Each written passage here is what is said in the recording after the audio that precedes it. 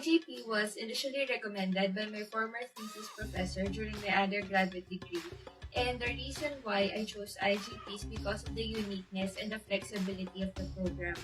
I like the idea wherein your curriculum is based on your research program and the chance to collaborate with other disciplines. I chose to join the integrated graduate program because I thought it would be a good starting point to learn more about the field and also to expand our business. My background is interior design, and I was practicing retail interior design for many years when I was working as an OFW in the Middle East. When I came home in 2019, that's when I thought of pursuing my long-delayed dream of having a master's degree. I only thought of UP, and I was so excited learning about IGP because by the name itself, Integrated Graduate Program, it's an integration of various disciplines. And retail design is an integration of various disciplines as well.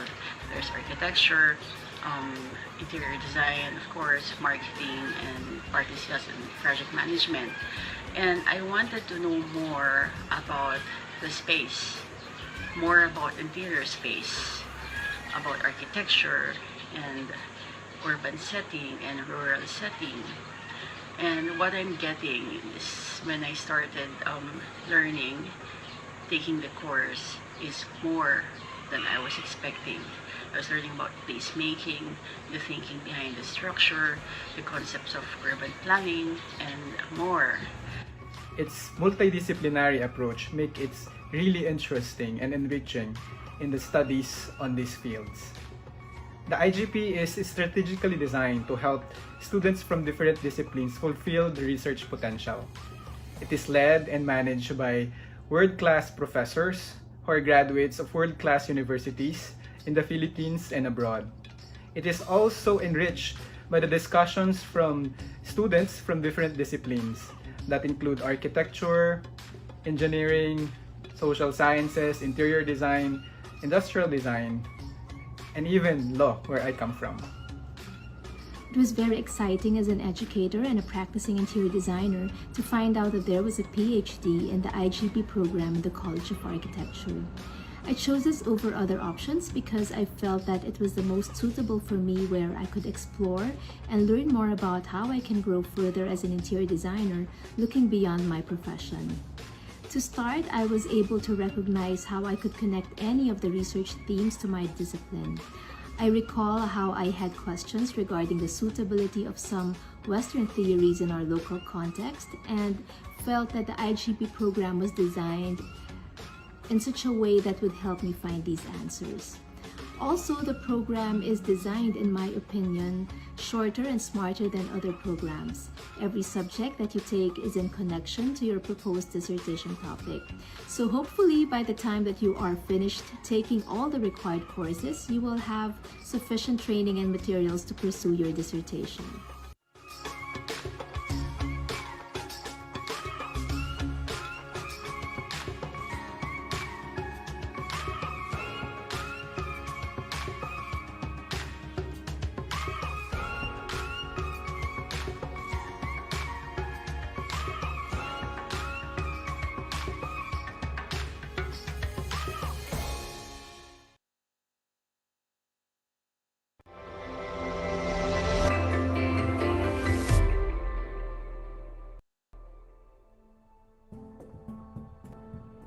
Concrete is the second most used material in the world after water.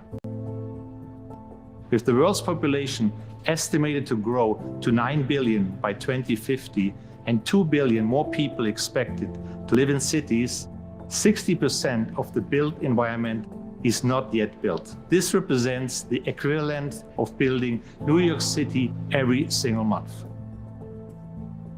In a circular economy, nothing gets lost. Everything gets reused and recycled in a cradle-to-cradle approach.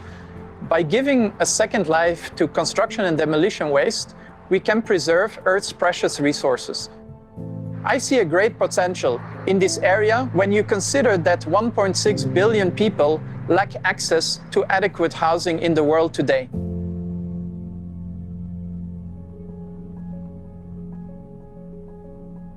The NEST is the largest scale demonstrator to accelerate innovation and research in construction. Together with our 120 partners from academia, business and the public, explore the future of buildings. Concrete is a great material. It's very flexible, it's very performing. It's my belief there is no way without concrete for our future. As the world's global leader in building solutions, we are shaping the future of construction right here and right now. The future is green, the future is circular, the future is digital. Sustainability is a game changer for all of us. That's why I am putting it at the heart of our strategy. And we are experimenting the next generation of circular products right here, with 50% recycled content inside. This is a cargo ship, and this represents what we are doing in sustainability in LafargeHolcim. Because it's a journey, and as you can see, we are moving. But more than a journey, this one is removing 100 trucks off the road every single day. And this is exactly what we want to do. We want to build a world that works for the people and the planet. In LafargeHolcim, we are firmly committed to be part of the solution to solve today's climate crisis. This is why we set the most ambitious 2030 target in our industry, validated by Science Based Targets initiative. Carbon neutral building is within our reach.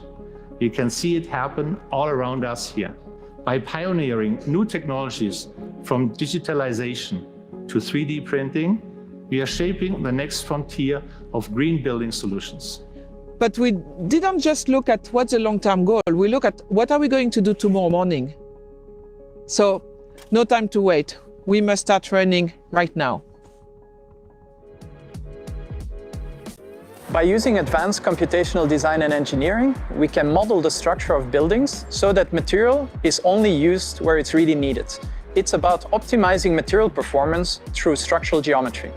In the high-low unit, we really want to show the future of construction in concrete. More specifically, we want to show a new way of building sustainably and following the principles of circular economy. I'm excited to work in concrete because you can shape concrete where it wants to be. We developed a concrete with 100% of the aggregates and 50% of the cement made from recycled construction demolition waste without compromise on performance. And concrete is a prime material to offer sustainability targets because it can be reused over and over and over again. What you see behind me, right there, this is construction and demolition waste. This is basically an old building. We broke it down in those pieces. We're going to grind it, make it back into powder, straight back in our cement or in our concrete. This is how this year we recycled more than 48 million tons of waste, making us a leading waste treatment company. Our ambition is to reach 100 million tons of waste recycled by 2030. Sustainability is to do a better world for the planet, but also for the people. So let's talk about the people for a second. In Malawi, there is a shortage of 70,000 schools as of today. We are building our first school in 3D printing right there. This is how we can support livelihood with our products.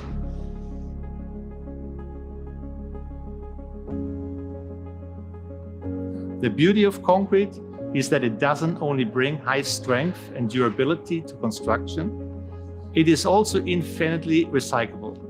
That's why, for me, it is the ideal material to build a net zero future. I'm a big believer in the circular economy. The future isn't written, it's built.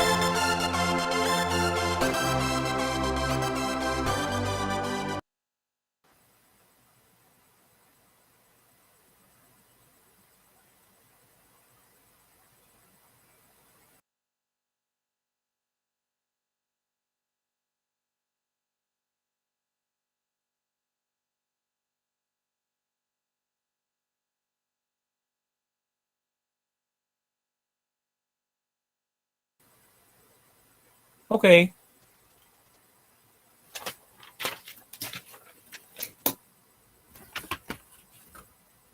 Good morning and welcome back to our participants in the Parametric Design and Digital Fabrication for Outdoor Learning Spaces learning events. This event by the UP College of Architecture collaboration among Architectural Communication Studio Laboratory, and Urban Design Studio Laboratory is the UP College of Architecture alumni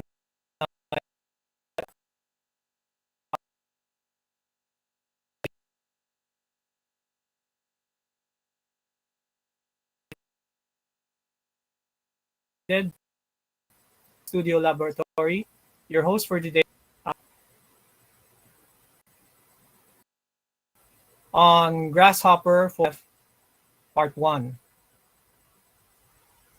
Just a short recap, our PDDF learning events commenced last Saturday, October 16, where we were graced and honored with the presence of the following: our beloved UPCA Dean, Grace Ramos, the president of the UP College of Architecture Alumni Foundation, Architect Amerigo de la Paz, and the vice president of Holcim Philippines Incorporated, Miss Anne Claire Ramirez.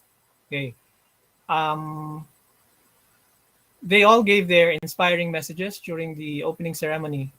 Our resource speaker, Architect Sergio del Campo, also gave us a very interesting and comprehensive discussion on Module 1, which was on the introduction of parametric design and digital fabrication.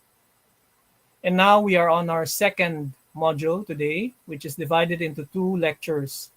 Number one, using Rhino for PDDF under Module 2A.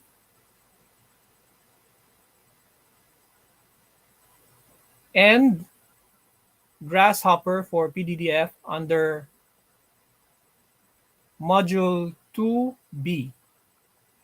For Module 2A, we hope that you got the voucher code to access the online course, and as we sent to the email addresses of those who registered through Google Form.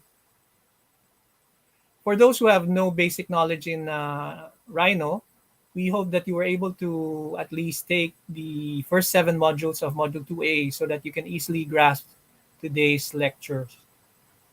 Our session today is being streamed live via the UPCA Facebook and the UDSL YouTube live stream.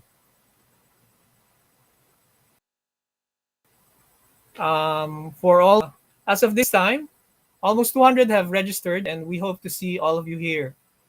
If you wish to get a certificate of attendance after for this session, kindly indicate your name, your affiliation, and your location in the comment section for proper recording. As we start our event, let us show you our program for today. No, I'll just it just consists of 4 parts. The program for today. The first part is the welcome remarks by the ACSL Studio Laboratory Head, Professor Edric Santos. Then our second part will be the main lecture by Architect Sergio del Campo. And then after that, that's a 1-hour lecture. And after that, we'll have a short 10-minute AVP audiovisual presentation from Holcim and the UP College of Architecture. And then we'll have a short Q&A session before closing the day's event. Now, to formally open this session, it's my honor to give the floor to the head of our partner studio laboratory from the Architectural Communication Studio Laboratory, Professor Frederic Santos, for the welcoming remarks. Professor Santos.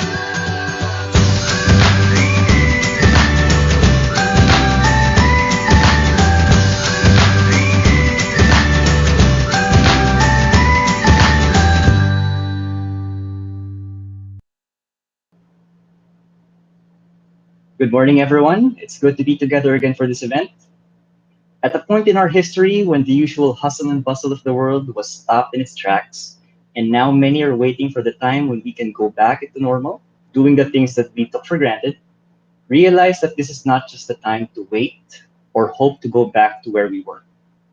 We still look to the future, we still work to progress, we still innovate. And to borrow from an old proverb, the best time to innovate was yesterday, the second best time is now. So on behalf of the UP College of Architecture and the event organizers, I welcome everyone here again to the second day of our series of lectures and workshops on parametric design and digital fabrication. Thank you for not being satisfied to wait or to just go back to the way that things were. Together, we're continuing to advance our knowledge and capabilities so we, in our own way, can make something, anything, whatever it is, better for everyone. Welcome and have a wonderful day of advancement.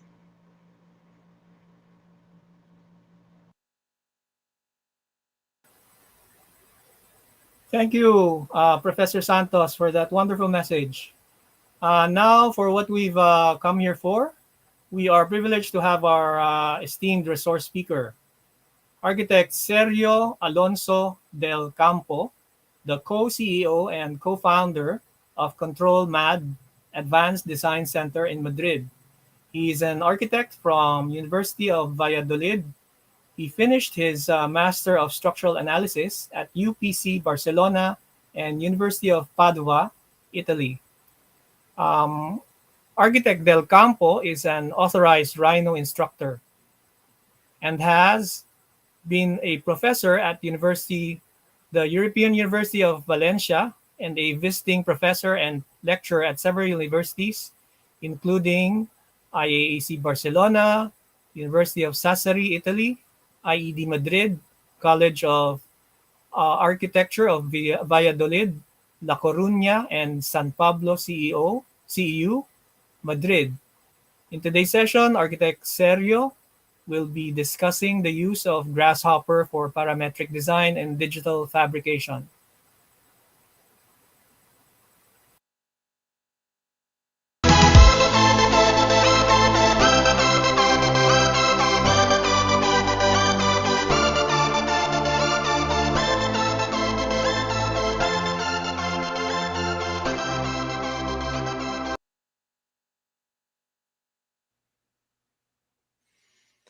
Good morning, everyone.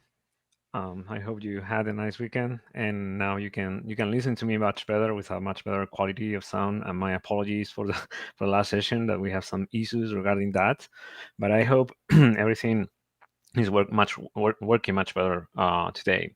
So, well, thanks, Professor On and Professor Santos, for your kind words.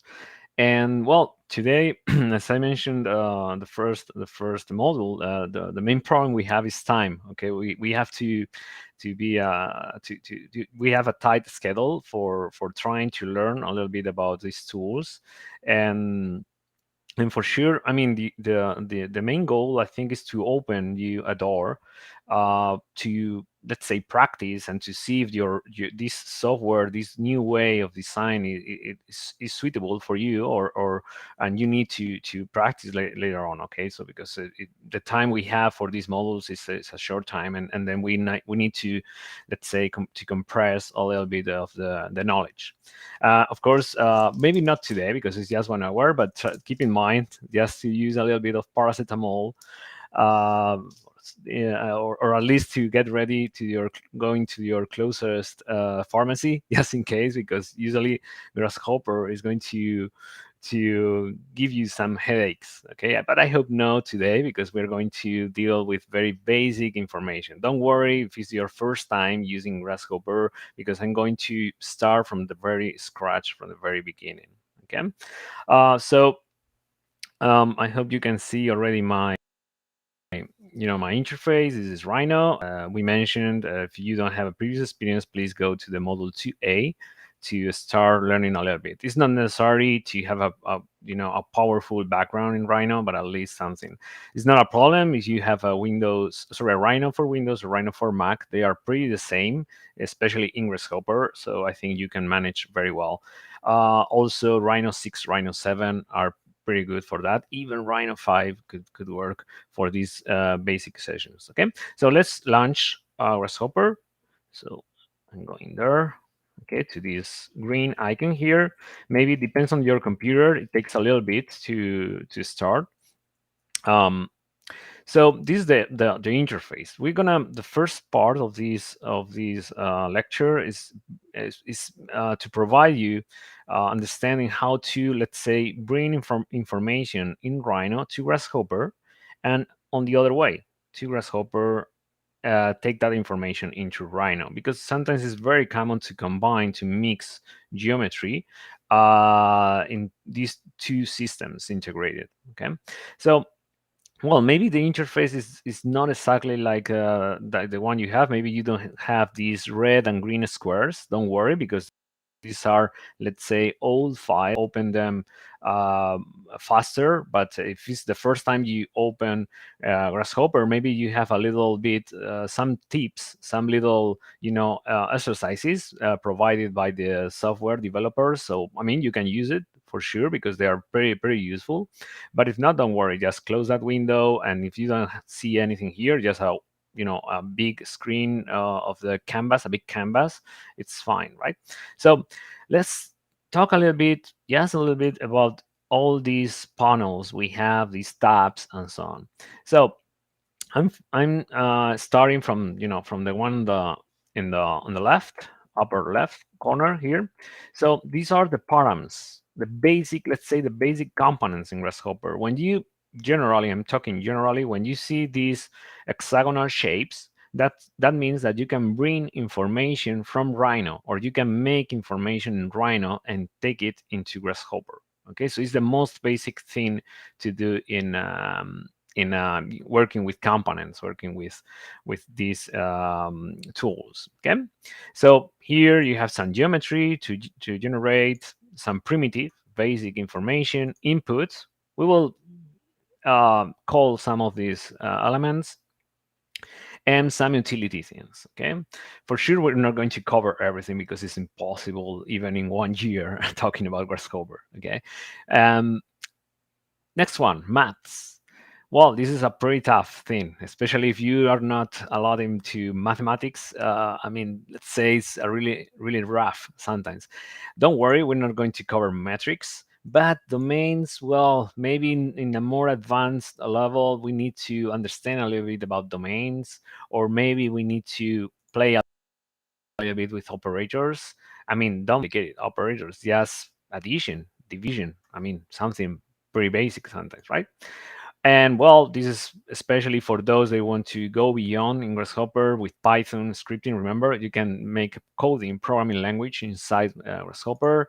And of course, if you love trigonometry, like you have the sine, cosine, and so on, radians, and all this stuff, right? And some utilities. So of course, you can play with pi numbers, with the golden ratio, just in case that you really are a fan of. So I mean, there are many things to play Grasshopper, and that's why Grasshopper is very, let's say, for a different kind of file users. So Grasshopper can be used by engineers, architects, designers, mathematicians. So I mean, because it's an open tool at the end. The third one, the sets, this is the most, let's say, difficult part for students for the first time you are using this. If you master this part, the sets, so it's the data management, you're going to be you're going to work well in Grasshopper, because it's going to save you a lot of management with the data structures and so on. But again, this is a very rough thing. I'm going to explain you a little bit in the next module, the module 3, just let's say the basis. But don't worry if the first time you don't understand very well, because it's not the typical way we usually draw using CAD design and going to the icon and just play something and the information appears. It's more complicated, but we'll see a little bit about the list management, sequences. For example, we'll play with the random, but you have, for example, Fibonacci sequence numbers, sets of data. This is not the difference, the Boolean typical 3D CAD design that you have the Boolean difference, the union of objects and so on. This is concerning data management. Some text over here, and then the tree. Then don't it's not the tree that the ones you find on the park. It's that tree regarding grammar structure, logic structure. But I told you, don't worry, don't run out of the session, because this is let's say a more advanced level that we're not going to touch barely. Okay, we have vectors. Sorry about that. This is I would say that these three, math, sex, and vectors, these are the most difficult one, especially if you don't have a lot of background in mathematics. But I mean, this here you can find something maybe is familiar from you in Rhino. For example, construction planes, C planes. So you can also manage X, Y, Z planes in Grasshopper, of course, or points. We're going to the first thing we're going to do right now is working with points, and then some vectors, just a little bit. Okay, I hope you can understand very easily. After this suffering, let's say, the next panels, you have something that is more common because you have used them in AutoCAD, in Rhino, in different CAD software. Because, I mean, I'm going to tell some of them only. The structure is very similar for curves, surfaces, meshes, and so on. So you have first part of analysis, and I'm pretty sure that if you want to see the endpoints of a curve, or if you want to close a curve. Okay, that's pretty normal. You can divide curves using points, or the primitives, the primitive basic curves. So here you can find to make a line, a circle, an arc, rectangle, and so on. Okay, so I think that you will feel more comfortable here. And something about splines and utilities. And we will cover today, for example, offset curve. make an offset curve of a previous already curve in Grasshopper. Okay, you will see if I jump to the next one, surface, it's pretty much the same as logic, the same structure. So you can find the area or the volume of a closed poly surface of a solid, or freeform. If you have played with Rhino, here you can see extrude, pipe, patch. Okay, these are tools that they are in Rhino environment, right? And primitives. I mean, Grasshopper, you will see that Grasshopper is not a, let's say, a software to 3D modeling. That's the reason that you can play with Rhino, just plain Rhino. It's more management, a lot of information, change that information, that geometry, as I explained a little bit in the first model on Saturday, right? Subd, this is new in the last version in Rhino 7. And utilities, some utilities. So I'm going to mention again offset surface instead of offset curve. Okay. Meshes. I mean, Rhino is not, it's a NURBS platform, not a mesh one, but at least you have some tools to play with meshes, some interesting. And I told you the first day on Saturday about Voronoi. So here you have some triangulation meshes, so you may find the famous Voronoi, right? And some utilities, some analysis of meshes, and so on. Intersect, you see that Grasshopper combines a lot of geometry, mathematics information, so you have many ways for intersections. I mean, let's say virtual intersections, like a curve with plane, so something like it's not real objects, but also physical intersection. So you have a curve with a curve, you can obtain the intersection there. Okay, and some regions, this is very common in Rhino, the famous split or trim, and the Boolean. These are the Booleans that we already recognize: the region difference, region union, and so on. Right? Transform, basic transformation tools. I'm sure that you know how to use a scale in Rhino, or I hope, or shear, or project, right? You have the array, copy objects, Euclidean transformations, like make a mirror, like a specular symmetry, right? Orient, rotate 3D. So I think with these tools, you can work much better in Grasshopper.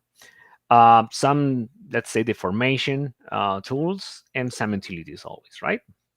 So I'm finishing with the display. So here is just to show information that is not, let's say, showing Grasshopper by default. So you have something with colors. You can play with many colors here, dimensions, graphs, and some vectors. I mean, I don't find vectors walking on the street. I have to, display them if I want to show which is the direction of the vector. Okay. I think you should have one more, especially if you are with Rhino 6 and 7, the Kangaroo 2. This is the plugin that is so popular that finally Grasshopper developers they decided to integrate, to put it inside by default in Grasshopper. So this is it's a physical simulation. So this is the plugin or the planner, the panel to use for form finding processes. Apply pressure, one direction, and so on. It's pretty interesting, but you need, my suggestion is that you need to work a little bit to have some basis in Grasshopper before going into Kangaroo. Okay, Kangaroo 2 in this case. The other panels, these are plugins, apps that I'm using, and sometimes I put here like the Ladybugs, especially because I have a lot of tabs coming from the Ladybug analysis. This is for climate analysis. Paneling tools, that's another plugin for paneling facade. Lunchbox is pretty common. Caramba, and so on. These are, don't worry, these are my own, let's say, apps I already have in this computer. Okay, so start from the very beginning here. And well, with something which is the most basic geometry we can deal with in Rhino and Grasshopper, we're going to start with point. Okay, so I'm going to divide you have Windows, probably it's easier. If you have a second screen, that's also really nice to do. Okay, let's see if it's working right now, because I have two screens and maybe it's not giving me the, a nice, okay, here you go. And where is my Grasshopper? Here. Oh, okay, great. So take a little bit to and using the perspective, so I have enough space. So the first thing is, it's pretty easy to find. That's the hexagonal shape to bring points into Grasshopper. So if you just drag and drop it here on the canvas, here you go, you have the first point. Okay, this is a very simple component, and I'm sure that if it's the first time you have played with Grasshopper, you don't see exactly this word. You don't see the entire letters here, point, right? Maybe you see PT, only PT. Just drag and drop another component, but randomly. Just go to curve, for example, and the first you like. I don't know, this circle maybe here. Doesn't matter. Could be this one or the ones you like. This is a more complicated component, a standard component. So this is doing something in Grasshopper. So you have input information here, and then the output information on the right side. And the colors, well, there are no many color things in Grasshopper, but just to mention, the orange color that I have, the point, that means that there's empty. This component doesn't have anything, right? So first of all, let's change a little bit. If here you don't see the full word like plane or radius, just you can see a P letter or R letter, and it's more difficult to understand at the very beginning. So here, let's change something about the display. Okay, so if you go to display, to the display menu here, please activate draw full names. Okay. If I think if I'm going to disable that, so this is the way you see here the components. Of course, the advantage is that the component is much smaller, so you can see much better the scripting, right? But my understanding to start learning Grasshopper here is much better to go display and activate draw full names. Okay, I think it's nicer to understand the logic here. So first of all, this orange thing is empty, so let's make a point in Rhino. Okay, so I'm just going to make a single point in Rhino. Here you go, and just make another one, for example, for the next movement, but with only one point here is good enough. So how to collect, how to bring that point into my Grasshopper interface? Quite easy. Just right click on the point component, right click. You have a full menu here.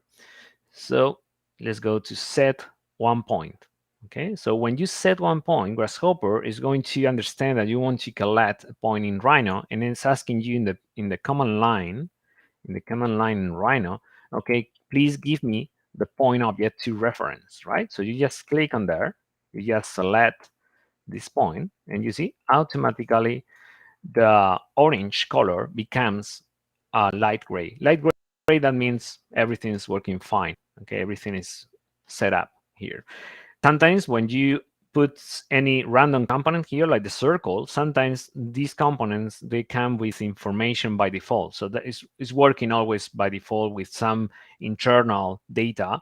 So that's it, that automatically goes light gray. Okay, some of them are orange, some of them light gray, some of them dark gray. I will explain that later on. Okay, about the dark gray color.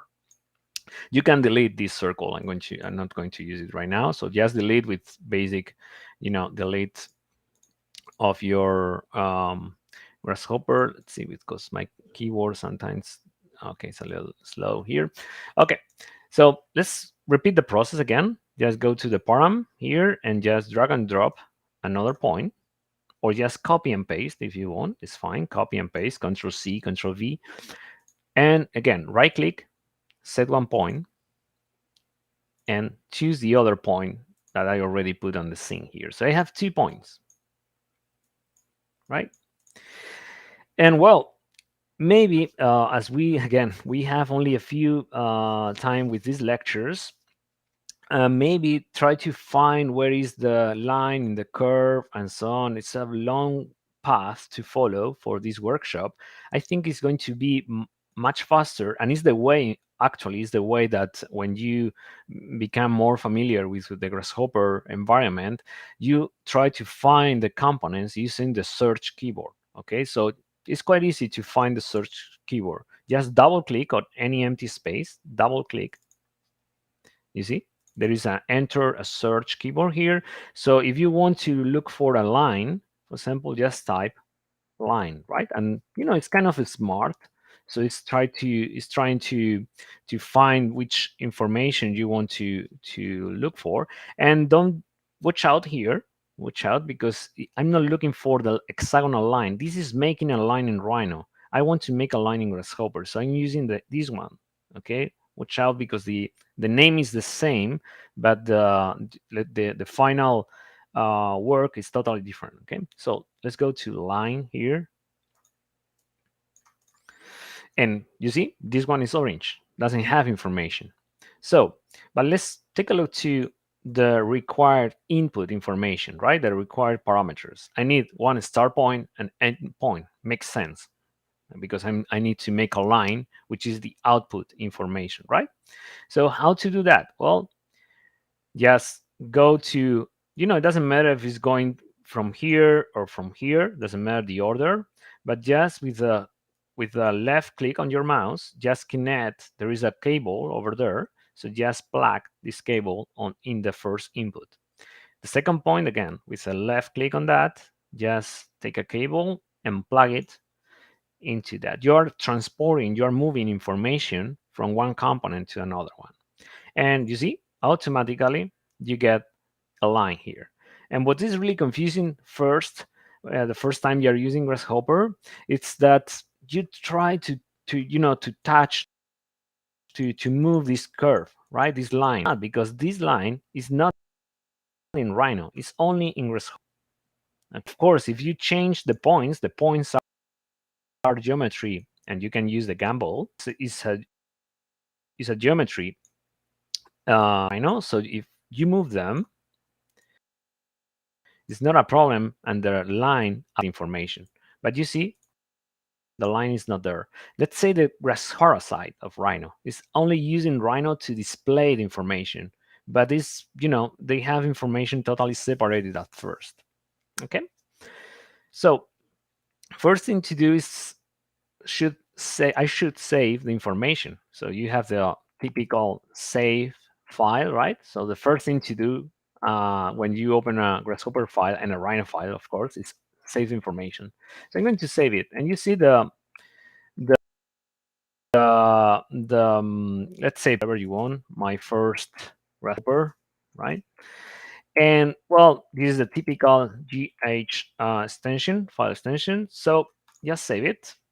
And now you are almost done, because when you save the first time, it's always saving every 2 minutes. Okay, so don't worry about losing information and so on, because the Grasshopper files are so light that it's going to save it every 2 minutes only. Okay, let's try another geometry. So we have used points. Let's go to curves. You can make any curve here in Rhino, and you will see the logic is very similar. So I'm going fast here. So just make a curve, any curve, doesn't matter, and units in Rhino, don't worry, just a control point curve here, this little icon, very similar. And just go to, in the search keyboard, type curve, something like curve, and there are many options for curves, and I'm going to bring that curve, so now icon, right, this one. Okay, so again, orange, empty. So I just go to right click and set one curve. So I just move to Rhino, because it's asking me for select the curve here. So I just curve, and here you go. Pretty similar, like the point, right? So what I can do with I can extrude it. Okay, so if I'm thinking in extrusion in Rhino, for example, I can go here and try to find the similar component that is called extrude, right? This one. So I just find on the search keyboard, try to find extrude. Okay. And again, asking me for a base extrusion, if you just put the pointer mouse here, it's telling me a little bit of help. Unfortunately, Grasshopper is not very helpful. It's giving you very short explanations, maybe not enough. That's why I recommend you to use the Grasshopper forum, okay, to find a lot of information if you are facing troubles. And well, the base profile curve or surface. So you just connect the curve I want to extrude with that base, right? It's still orange for a direction, and I don't have any direction. Typically, if I have this curve on XY, I should go to a C direction, right? A C direction of extrusion. And it's so popular to use a C direction that, let's see, there are many ways to do it, but there is one that is called the C vector. Okay, so you just go to the search keyboard and just type Z, the letter C. You see, despite of looking for a zombie solver, this is for kangaroo, the unit C. This is the unit vector in the Z direction. Okay, so here you go. You see, it's a dark gray. It's another color because dark gray is only for hidden components. So as I mentioned before, vectors is not very usual to display there. So it automatically comes with a dark vector, or mathematical operations like a sum, like an addition or like a multiplication. I mean, these are like abstract information, right? So if you just connect the unit vector with the direction, you see it's working, but maybe it's very, very small. Depends on the size of the units you have on the Rhino scene. But here, if you just zoom in, you see the extrusion here. Okay, it's just 1 unit, 1 centimeter in my case. Okay, so how to make it higher, this extrusion? I mean, there are many ways. So one way is just put a panel. A panel I've used for absolutely everything. A panel is very useful information. So if you just, again, search keyboard to simplify it and just go to panel, type panel here, you see of yellow square here. So it is to read information, to give information for everything. Just double click on the panel and 20 units. I want to make extrusion of 20 units here. Okay, and here you go.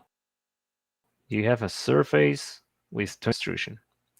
This is an important point, especially if you have Rhino 6, please, because this is a good improvement in Rhino 7.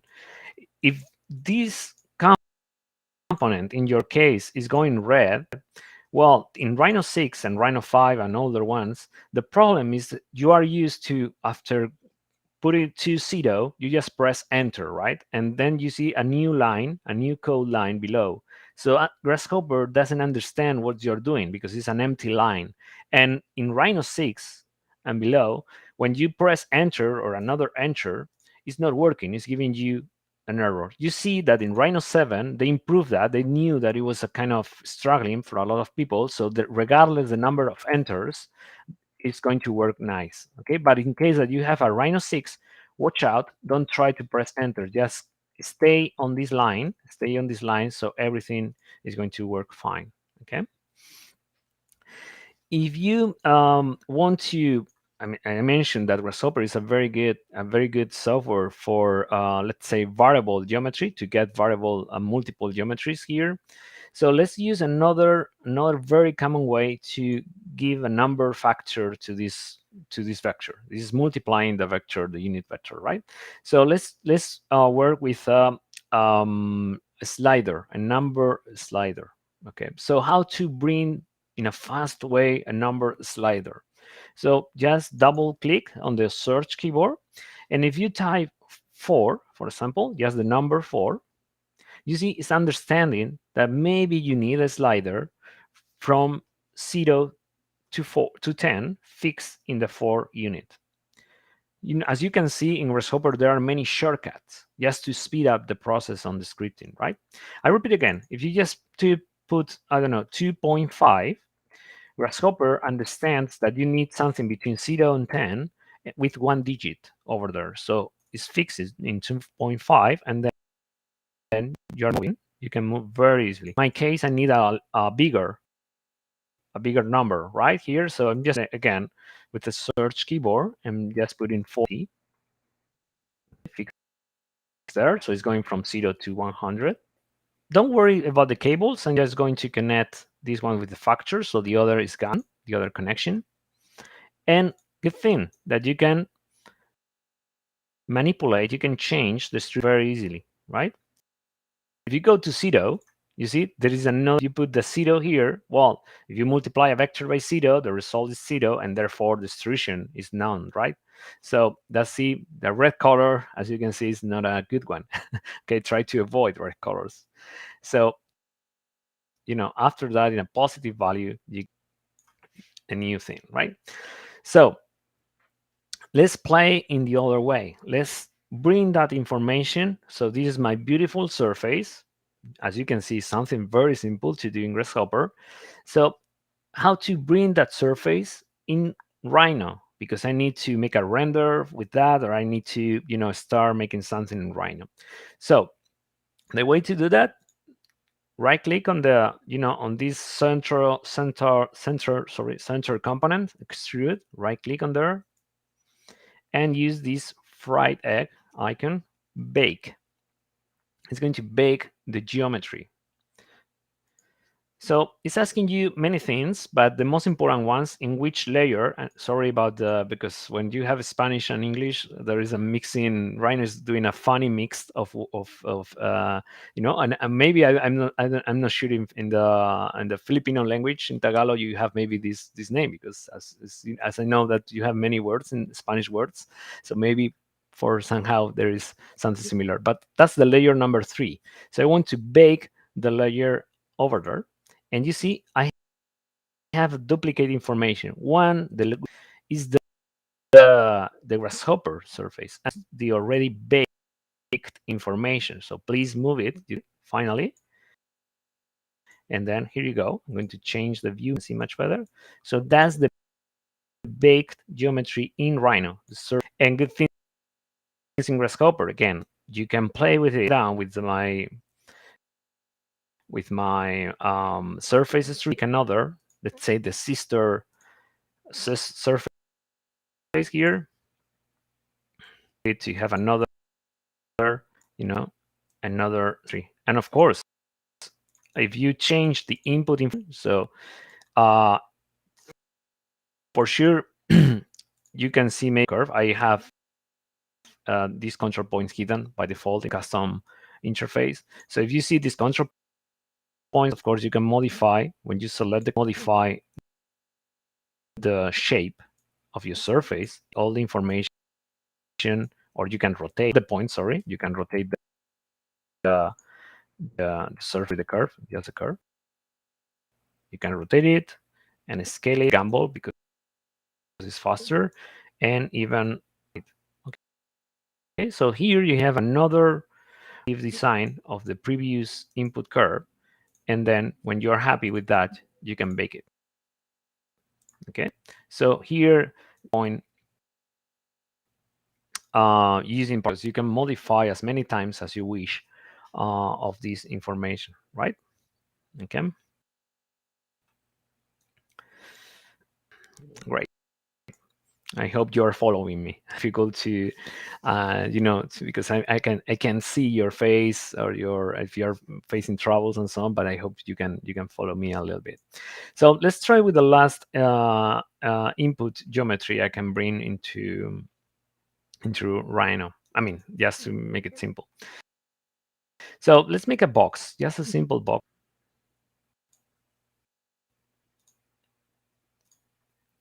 In Rhino. How can I bring this information into Grasshopper? So there are 2 ways. If you don't know to call these in Grasshopper, and well, I need it now, right? So the let's say the key component here is geometry. Geometry captures, geometry collects, of course, the hexagon shape this geometry is in.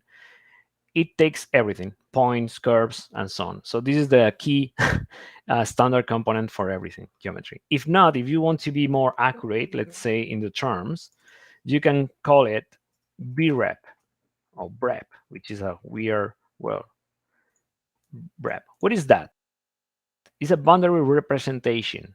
Representation for Grasshopper is a surface because you have boundaries, you have edges, and it could be also a polysurface or a closed polysurface. And what I have here in this box to sum up is a closed polysurface, a solid. It has edges, it has boundaries, right? So that's a BREP. So both systems, both ways, you can collect that with right click, again, set one BREP. And here you go. Right now, this green color that the geometry, of course, when you select the component, if it's not, it becomes red. There are two colors. If you select the geometry in Grasshopper, comes green. If not, comes red, right? But that means that your geometry is already in Grasshopper. So let's make something similar to the extrusion. I'm going to move. So I just search keyboard and go to move. Okay, try to find this one, move. So the geometry I need to move is the BREP, right? And it's doing something. You say, well, that's weird, right? I have some movement over here. Well, ask the developers why they're doing that, but the motion by default is 0, 0, 10. It's making 10 units in the Z direction. But if you want to move in a different direction, then you have to, remember, call the vectors. So I want to move that in the X direction, right? So instead of typing Z, I type X, right? And you see it's calling the unit X vector. Okay, here you go. And you barely see the movement because it's in the X direction. So that's why you can put a slider. Maybe, I don't know, I'm going to put, okay, just to have enough space here. Okay? It really depends on the units on the scene, of course. So here you see I'm moving this in this X direction. And well, as you guess, there is no copy in Grasshopper. It's very common in CAD design that you go to copy one. I mean, already in Rhino is already here, right? You have the copy tool, the copy command, and use that for many, multiple copy over there. But there is not, as you can see here, there is no copy because in Grasshopper you are looking all the time the entire history. The first version of Grasshopper was live history. So you can see absolutely everything what you are doing. And besides, copy is not a geometrical transformation. It's a movement, but when you keep the original object in the current side and then you move that object in other directions, you're always moving that. It's very similar, right? The transformation. So that's the reason. So how can I identify this new copy, but it's moved, this new copied object? So, well, there are many ways, but the easiest one is just put a different color on the scene. So how to do that? Well, you have going to type here, custom preview. And well, there is a new shape here in the component. This display components is only just to show information. You see there is no output. Okay, you have a zigzag cut in there. Okay, because it's not giving you output. It's only just to show what you are doing. So let's see, and let's connect this information, the geometry with the geometry, quite easy. And well, by default, it's giving you this pinky color here. But if you don't want to change that, you can change the material. There are many options here, but the most common one is go to swatch. Yeah, color swatch, this one. It's just giving you a basic color, by default white color, right? And if you don't like it, the color rectangle here. And I don't really like this way to it's a 3D way to the RGB tone, which is for me, it's quite hard sometimes, way to give a different color to identify the object you are using right now. Okay, great. As you can see, the workflow the standard way to do it is from the upper left area, upper corner, left corner, to the right down corner. Because you agree, if I start explaining you these components like this, right, it's going. So the workflow generally to show your transcripts is try to move to always try to, let's say, spend some time to organize your scripting. So because it's a key factor here. The next, if I'm coming back for a large scripting, I'm coming back in the next month and everything is messy and it's not organized, I'm going to suffer a lot. First of all, to understand what I did 1 month ago. So if everything works fine, everything is smooth, the organization of the management of the component, everything is with some keynotes and everything. I'm going to maybe spend only 5 minutes to understand what I did some while ago. Okay, great. So let's change that. I can keep this file already and open a new one. So if you just go to, create a new file, this is open a current file, but just go to File, New Document, or Control N, the typical Windows stuff. You see, I didn't close the Rhino session, Rhino file, but I have here in this upper right corner, I have two windows, one with my first Grasshopper file and the other unnamed. I should save it before, right? I can have one Rhino file open and multiple Grasshopper files here. Good question, and maybe just in case that you're using that in the open forum, what I should save, the Grasshopper file or the Rhino file? Well, really, it really depends on the geometry you already have. So in this case, don't do that. I'm going to make it on by your own, because what's going on if I open a new Rhino file here, a new session? Don't do that, because it's going to disappear the information, right? So if I open a new, doesn't care about the units.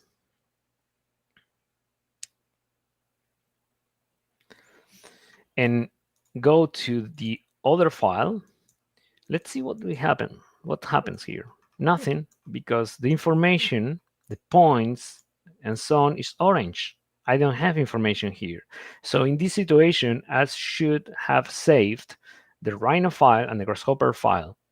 Well, a good thing maybe is save them with the same name, using the same name for both information, so they are together in the same folder, so I can open at the same time both, right? If not, this happens. If you have information, if you have already information in Grasshopper, like I typed before a circle, so you see a circle here, this orange one. You see by default there is a little circle in 0 in the here with a radius of 1. Yes, this circle is independent from the Rhino. So if I'm using just a scripting, starting everything in Grasshopper, it's not a problem to open just the Grasshopper file and send it to Spain or send it to another friend in another country, just the Grasshopper scripting. So it's going to open everything, it's working fine. Okay, but if you have previous geometry, previous information here, watch out, because you need to save both Grasshopper. Okay, so in this situation, I was playing with the unnamed. I'm going to start from the scratch in Grasshopper, so I don't need Rhino. I need just Rhino to see what I'm doing. That's it. But the important file is the Grasshopper file. So save that, and let's make a simple table here. So I'm going to, Grasshopper table.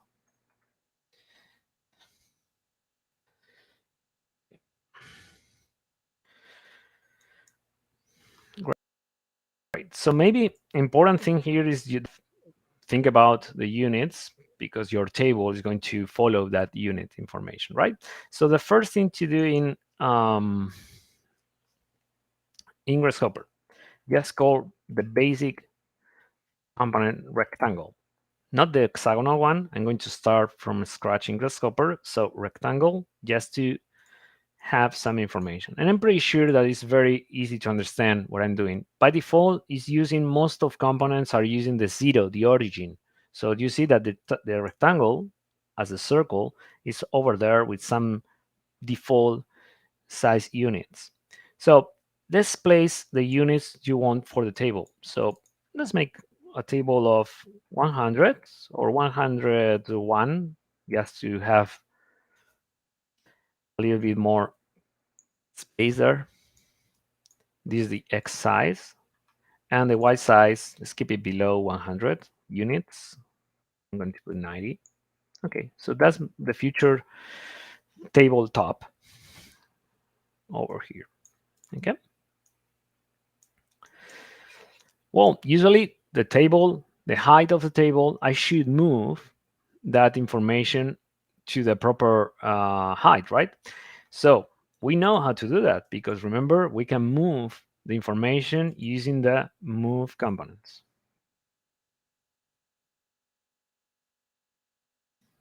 Okay, move component here.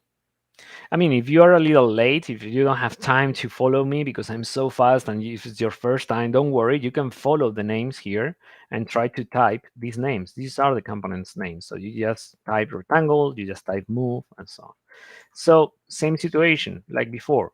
Just that's the geometry I want to move, and the motion, if this is fixed and I don't want just 10 centimeters away, so I just call the Z vector, just type in Z and use the factor. Well, just make typically table height should be around 72, right? So put 72. Okay, so I'm doing this fast because we already explained that before. So how to make the number slider and so on, right?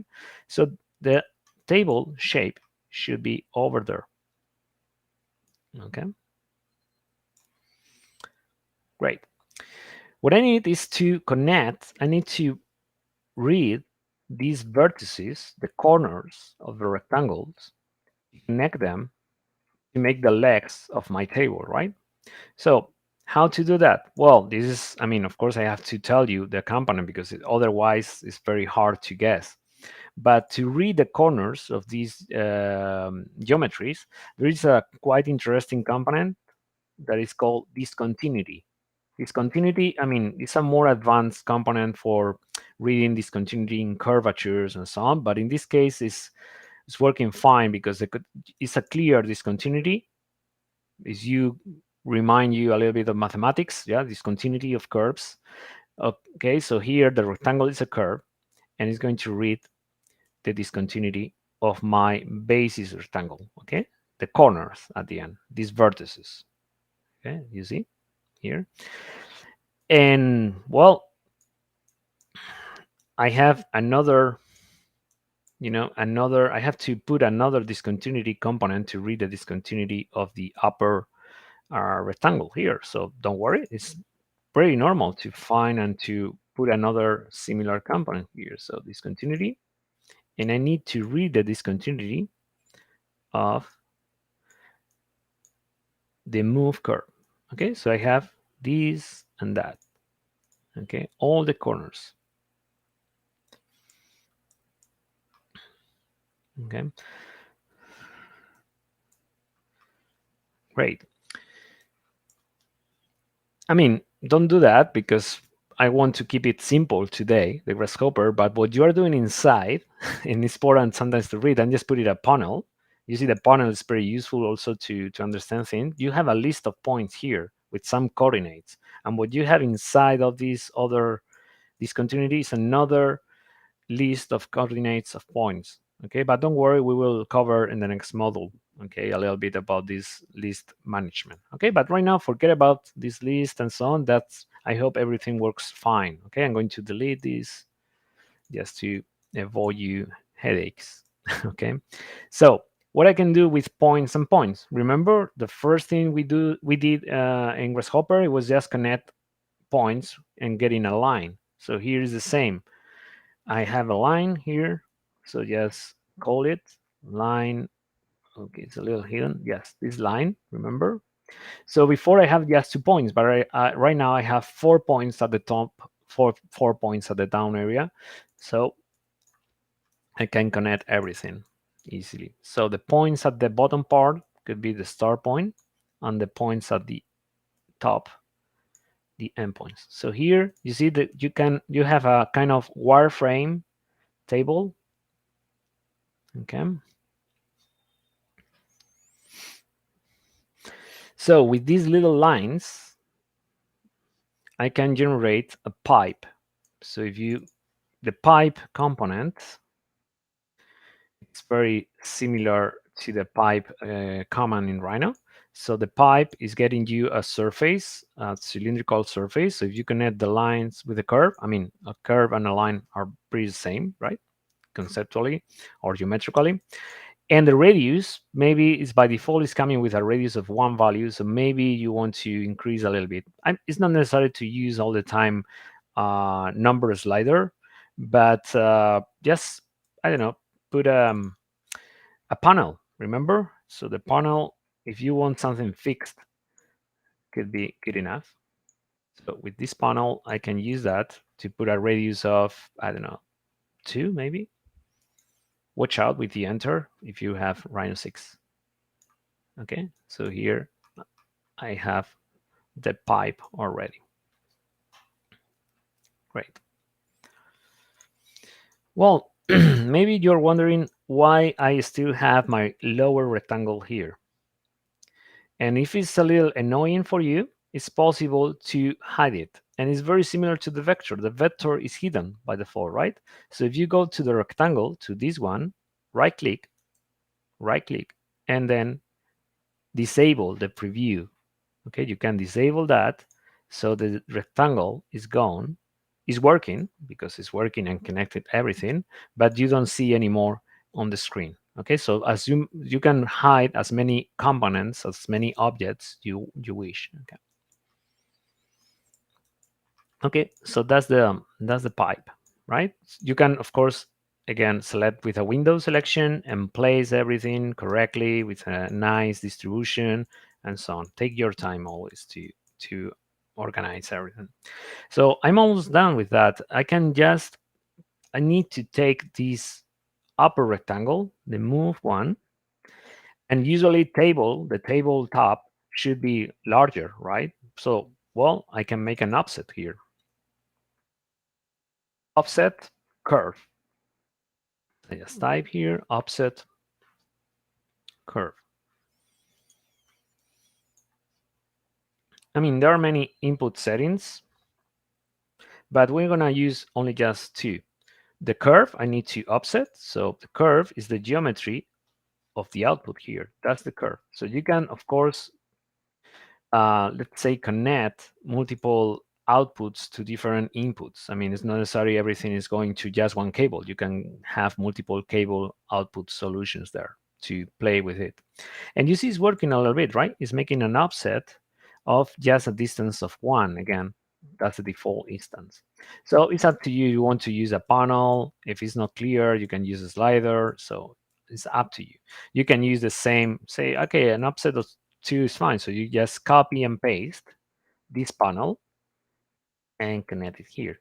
Just copy and paste. So that's the offset curve. And of course, if it's not enough, maybe, okay, so let's change that. And I'm going to make a bigger offset here.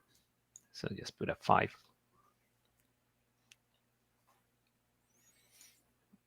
Okay. So I need to convert this little rectangle into a solid, right? At the end, I have these pipes are surfaces already. So the offset curve, I'm going to, extrude it in the Z direction. So I'm doing the same I was playing before. And maybe it's up to you if you are using, again, a different extrusion for that. I'm playing with the thickness of my future table, right? So I'm going to put, I don't know, could be maybe 3. So just copy and paste or put a slider. Okay, so it's nicer, has a better proportion here. Okay, that's the extrusion of the offset curve. And finally, if you want to generate the solid, and it's also a very common command in Rhino, and the logic is very similar, you can call cap holes. So cap holes, if you have planar curves, and I have a planar closed curve here, is going to read that, and here you go. What you are asking for is a BREP, a boundary representation, something with limits, and I have limits here in this extrusion. I have edges, so I can read these as BREP, and then here you go. I have the solid is capping at the top and down,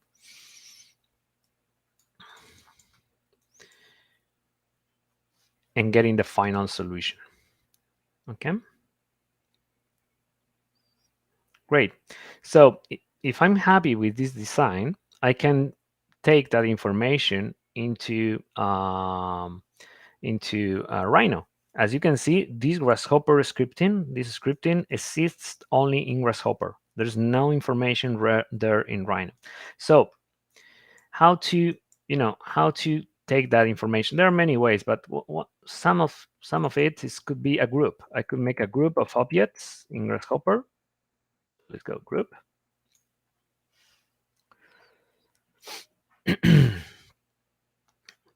So I need to connect the pipes because these are part of the baking geometry I need to move into Rhino. So that's the pipe. Don't worry about these cable shapes. I will explain in the next module about why this is this is a dash cable and I have different shapes. Don't worry right now. And just connect the cap holes to that information. And you see, when I connect one, the other is gone, and so on, right? So how can I connect multiple cables into one input? Well, with the shift.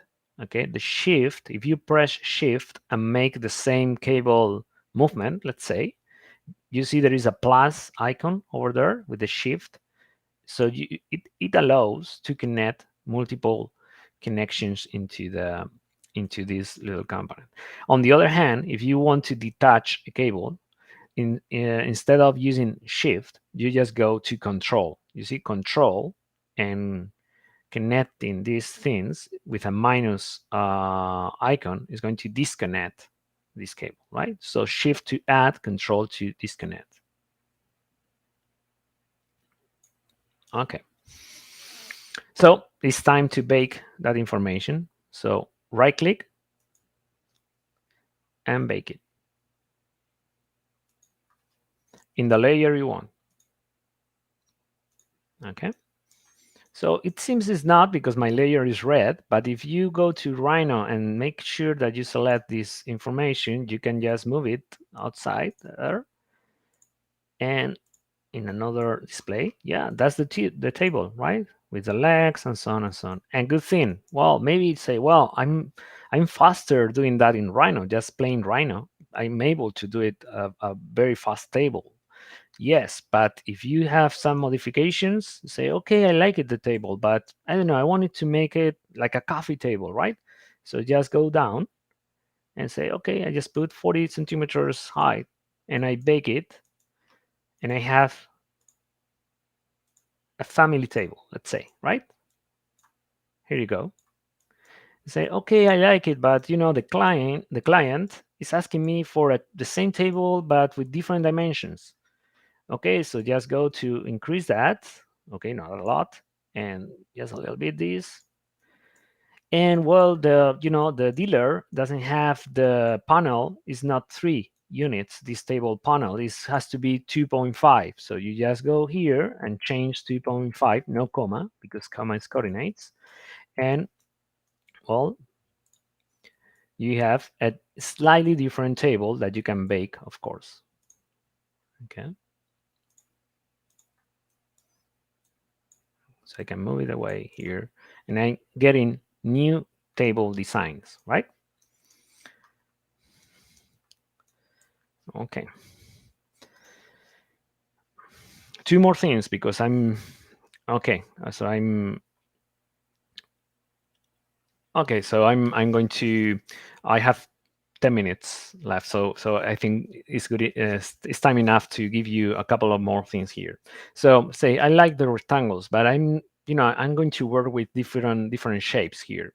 So if you guys go to look for polygon, this one, I'm going to make a table with a polar polygon shape. So just go here. Well, the polygon is already here. It's a very small one. Don't worry, because we're going to make a nice table here. So, I mean, just use a panel, use a slider to make a larger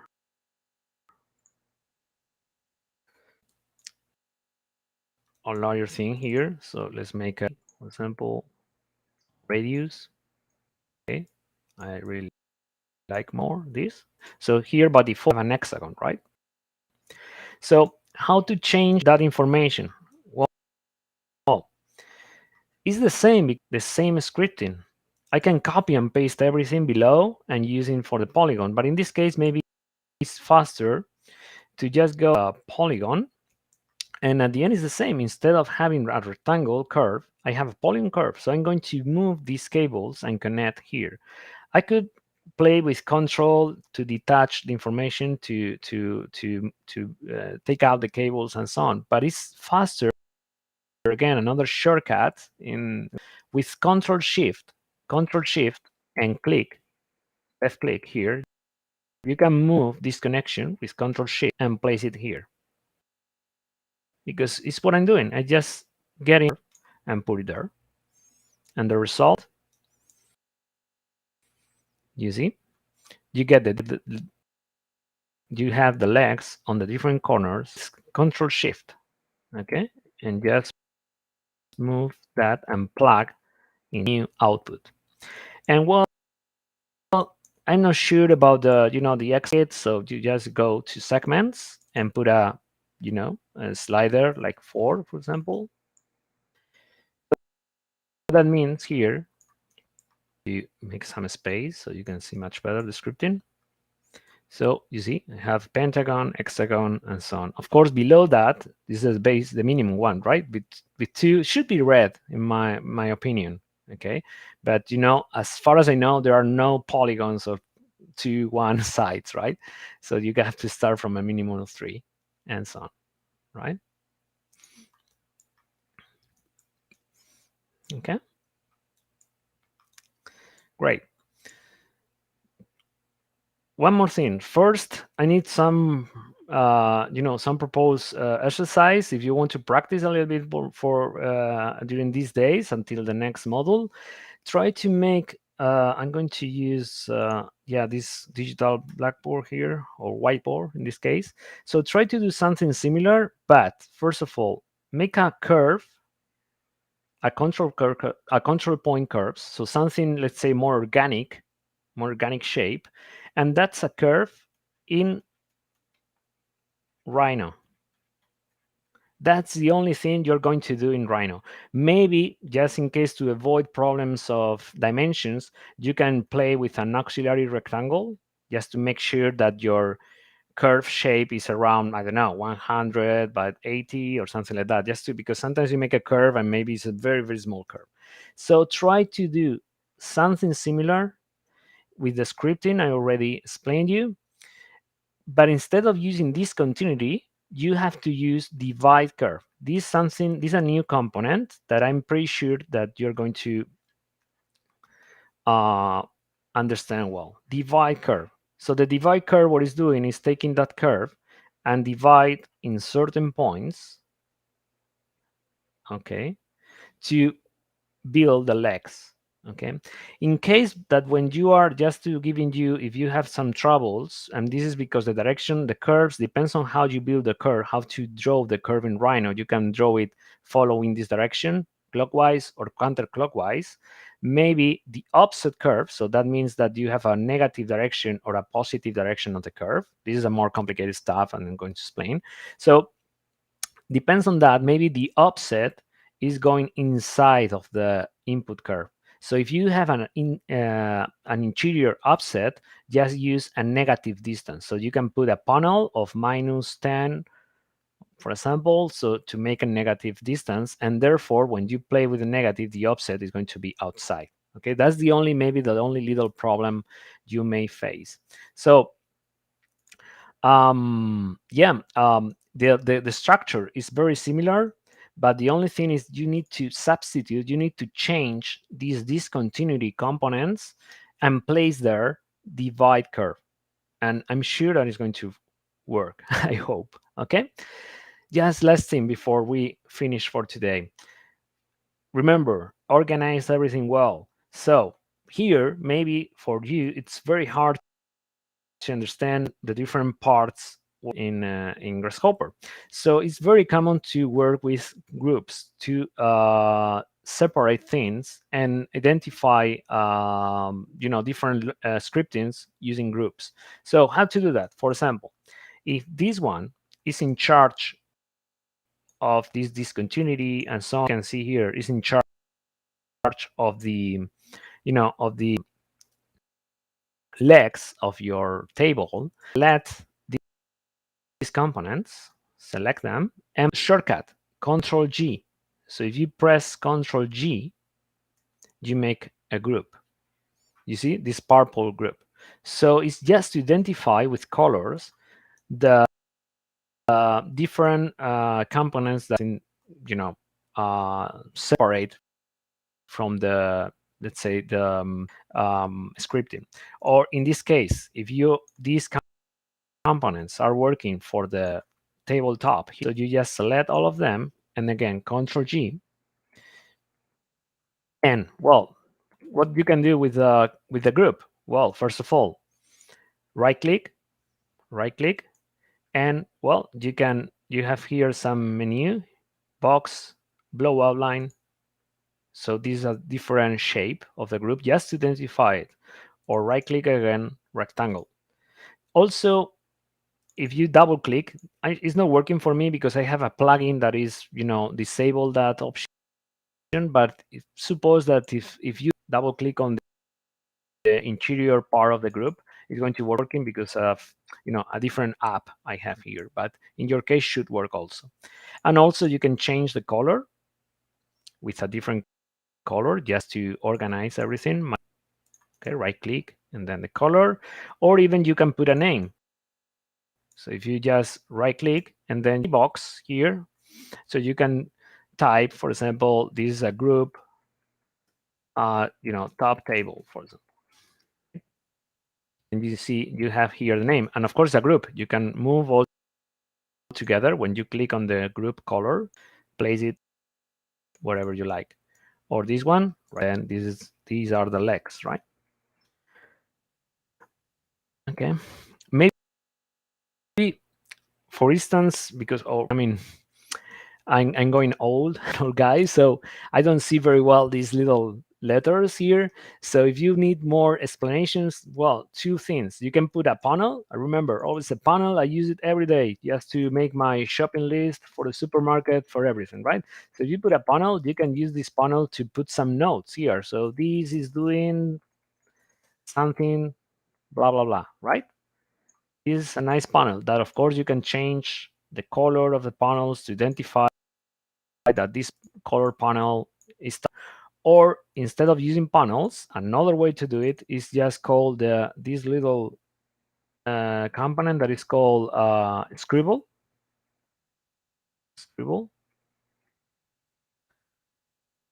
So make sure that you double click it. Okay, that's called scribble, just in case that you didn't see that. So double click it, and this is a quick note. So again, you can put here table legs stuff, right? It's a different size and so on. So it's helping you a little bit to understand much better the script. If you send the scripting to another colleague, may understand much better what you're doing here.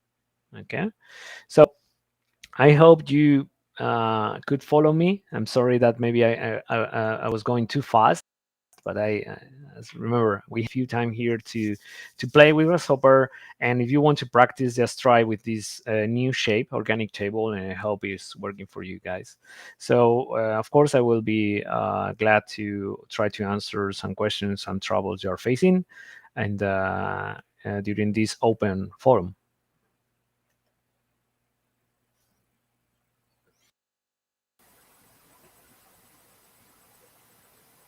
Thank you, Architect Sergio del Campo, for your detailed lecture on the intricacies of the Grasshopper application. I'm sure, like me, our audience is excited and maybe a bit overwhelmed about the prospect of using Grasshopper. But I'm sure they'd have some questions to ask. But before that, before we proceed to our Q&A session, let's take a short break and a 10-minute break to freshen up. And while we're waiting, the AVP presentation of the UP College of Architecture and Holcim will be playing.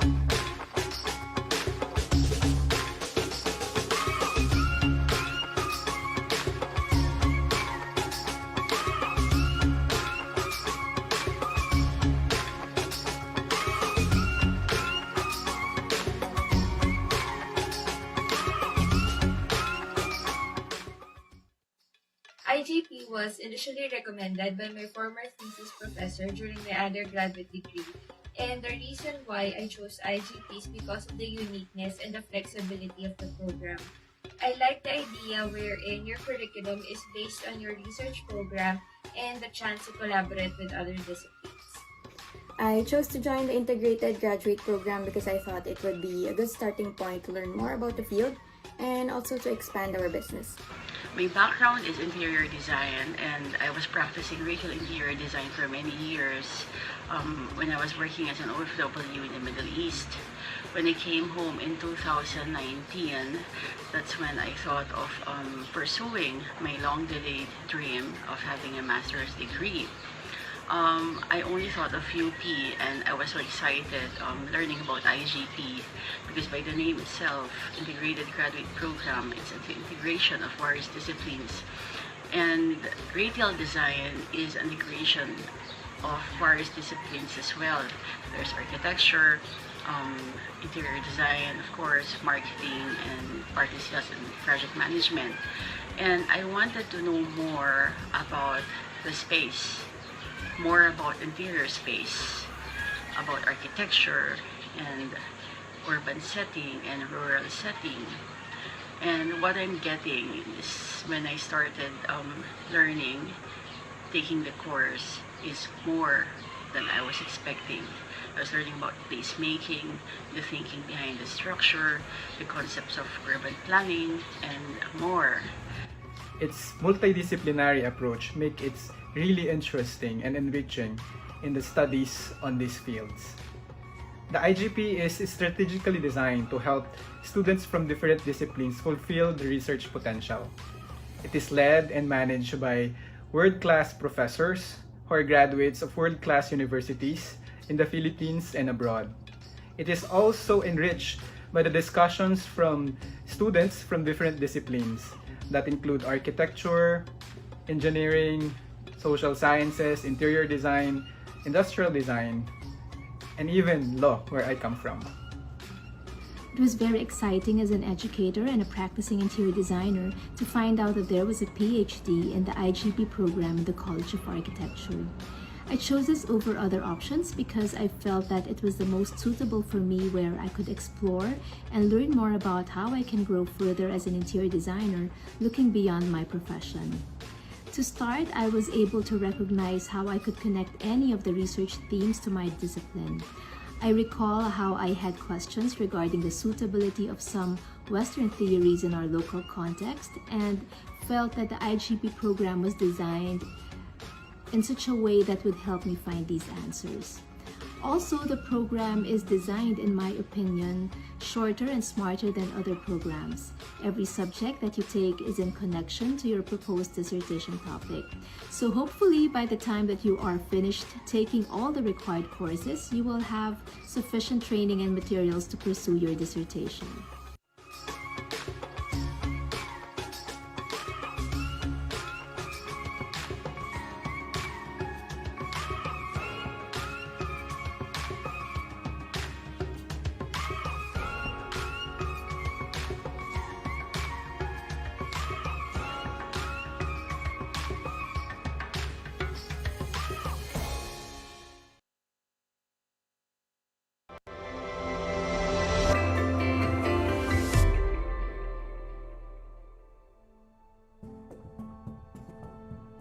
Concrete is the second most used material in the world after water. With the world's population estimated to grow to 9 billion by 2050 and 2 billion more people expected to live in cities, 60% of the built environment is not yet built. This represents the equivalent of building New York City every single month. In a circular economy, nothing gets lost. Everything gets reused and recycled in a cradle-to-cradle approach. By giving a second life to construction and demolition waste, we can preserve Earth's precious resources. I see a great potential in this area when you consider that 1.6 billion people lack access to adequate housing in the world today.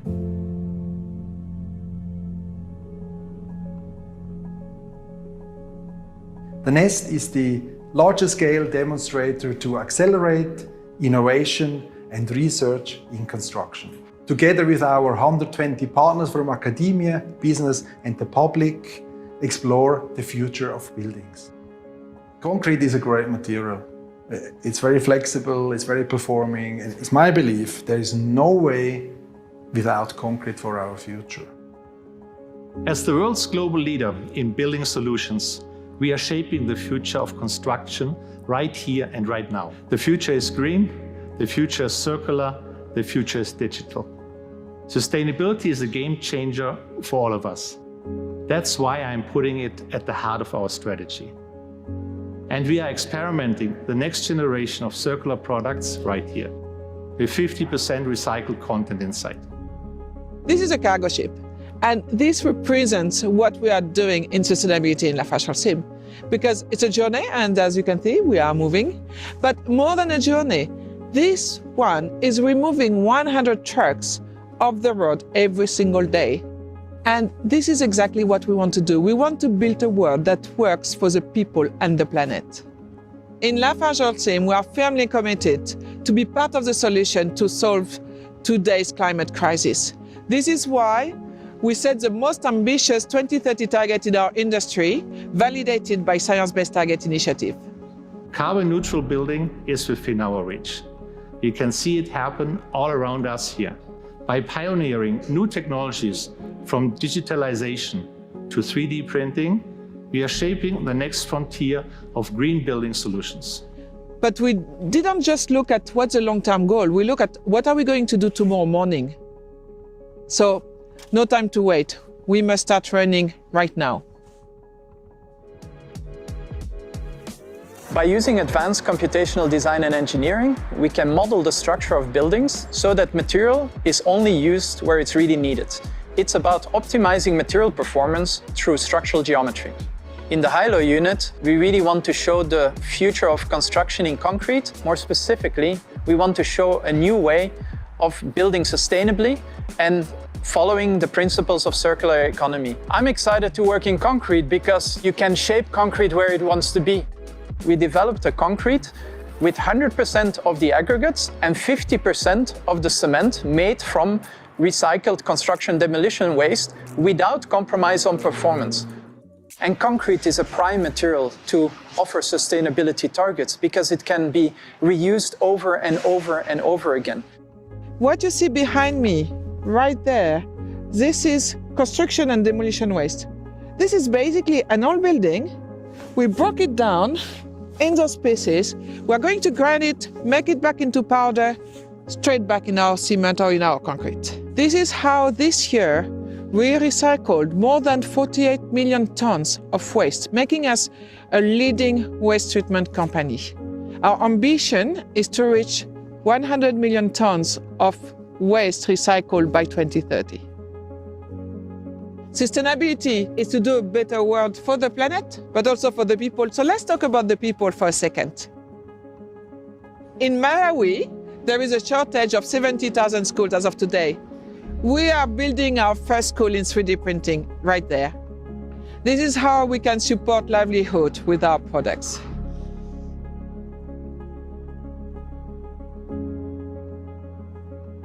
The beauty of concrete is that it doesn't only bring high strength and durability to construction, it is also infinitely recyclable. That's why, for me, it is the ideal material to build a net zero future. I'm a big believer in the circular economy.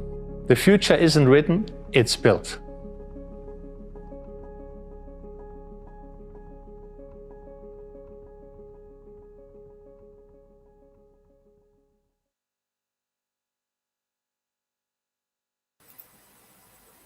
Hi again, everyone. Before we proceed to the open forum Q&A, another gentle reminder.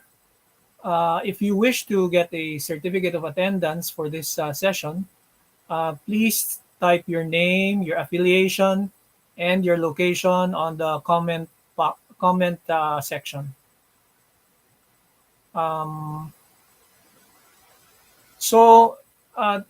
To those who have questions, you may also type your questions on the comment section.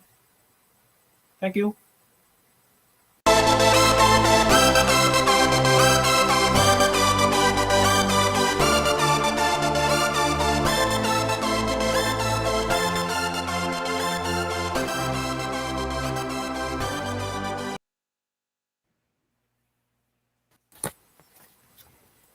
Okay, welcome back. Again, thank you to Architect Sergio del Campo. And then he'll be ready to answer your questions on today's session on Grasshopper for parametric design and digital fabrication. Write your question on the comment section. So let me start off. I have a question for Architect del Campo. You have shown us the power of Grasshopper in generating complex geometries. So my question is, how would we use or how would we benefit from Grasshopper if we're just, for example, designing simple conventional shapes or conventional structures, maybe now or in the future? Well, I think the most interesting part, and as you can see, I mentioned in the lecture on Saturday that when you are thinking about Grasshopper, and in this parametric design is always referring to very complex shapes, very complex geometry, but this is because it's possible, it's feasible to manage that difficult information with this kind of software.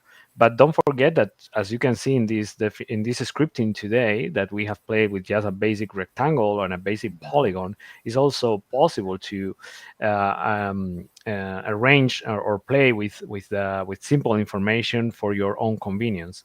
For instance, I think that one important thing is the possibility to modify things, right? So instead of the traditional CAD systems, you want to generate a table, and you need to, as we have played before, we need to change something because of the client necessities or because of the materials I already have. It's possible to adjust very fast and provide a very fast solution to the new conditions. So I think this is the main important aspect, or the most important advantage of using this kind of design procedures. Okay. So, so we have another question from Ronald Balane. Is there a parametric shortcut to execute bake without having to right click on the name? There are many ways. Usually, when you are asking, I'm sure that most of times when you're asking if there is a possibility, if it's not in Grasshopper, in plain Grasshopper, I'm sure that somebody of course, with some knowledge in coding, in programming, you have the proper app or the proper plugin to do that.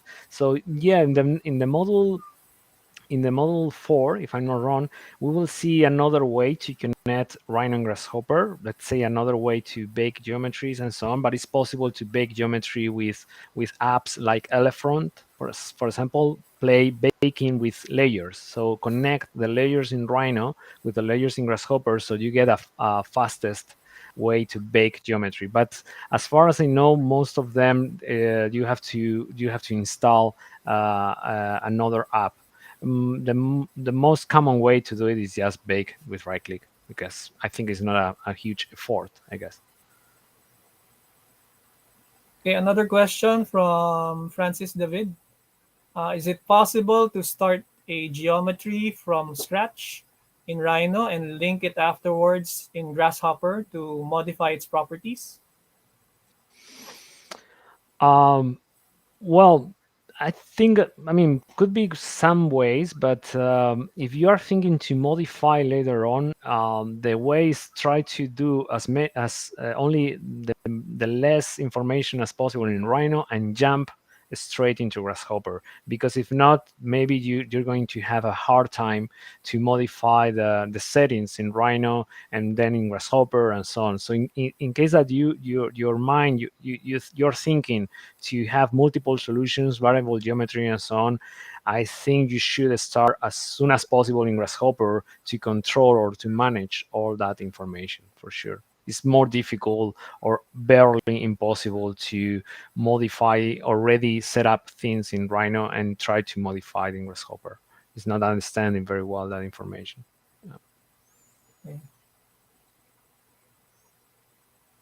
Okay, again, another question from Ronald Balane. Also, is there a way to input negative value in the number slider? Yeah, it's a good question already, and I didn't explain that because, again, of time, and it's possible. I don't know if you could, if I could share the screen, please, a little bit. Yeah, thank you so much. So yeah, there are. I didn't mention, but when you type slider instead of a number, get this number slider.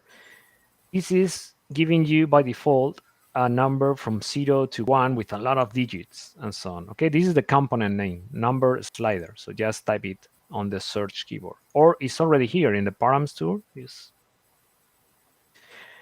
So when you double click on the name, just double click, you have a full panel, so you can customize as many as you wish here. For example, using just round numbers, or using with different levels of digits, or here you can type a negative distance from -23 to 32, for example. and many other options. Okay, so here you have a slider with 3 digits from -23 to 4 digits, sorry, to that level. But of course, in Grasshopper, there are many shortcuts, and this is so common, and that's why it's a good question. It's so common you can customize your own scripting, sorry, your own number slider with the search keyboard. So pay attention to that way to do it. Search keyboard and then -23, understanding enough subtraction, but follow that with dot dot, 2 dots, dot dot 32. So here you see it's understanding a number slider from a negative value to a positive value with your customized numbers. Okay, so remember, minus something, dot dot, and then type -10. So this is a way to do just a negative slider of numbers.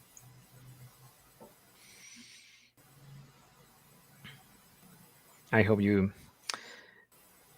I could solve the question. Okay. So I think we'll have our last question. Is there a from Owen Niserio? Is there compatibility issues between the versions of Rhino and Grasshopper? If yes, what is the recommended version that will work well? Thank you for your presentation, Architect Sergio. Very inspiring and insightful. Okay, thanks for the question. It shouldn't, because at the end, as you can see, the Rhino and Grasshopper, since Rhino 6, Grasshopper is already inside Rhino, so it shouldn't be any compatibility issues. Especially, I mean, the only thing, maybe if you have a very outdated version of Rhino 6 or Rhino 7. So if you are running, for example, we are already in the Rhino 7 service release 12, if I'm not wrong. So pay attention to your service release, because if you have a service release 1 or service release 2 of the Rhino 7 version, maybe it was the first released version of Rhino, the new Rhino 7. So maybe you are facing some issues with Grasshopper. So that's the reason they're trying to solve that problems in the next releases, right? So that's the only thing. But generally, I mean, with as Grasshopper is already in Rhino, shouldn't be any problem related with that. Okay, thank you very much, Architect Sergio, for Thank your answers. So to cap today's session, I'd like to share a few thoughts. As we have seen, the script making of Grasshopper seems if you're to a beginner, it seems to be very daunting. But if we look back to the history of personal computing, we started with DOS, and then where we had to memorize everything, all the commands. Then we went to a Windows-based system. So with computing power increasing, I think eventually it would not be inconceivable that the use of these applications would be easy, so easy that everyone would be using it, like everyone is using what we have for our computers now. So for us design professionals, it's an interesting time to live in, and we shouldn't miss this opportunity to embrace the future with design, and the coupled with digital fabrication, what possibilities it would bring. So again, thank you, Architect Sergio, for the wonderful session, and to our participants for joining our live stream. We look forward to seeing you again in PDDF Module 3 on October 25. For those who wish to get a certificate of attendance, again, gentle reminder, please don't fill in the feedback form, the link provided in the comment section. Thank you very much.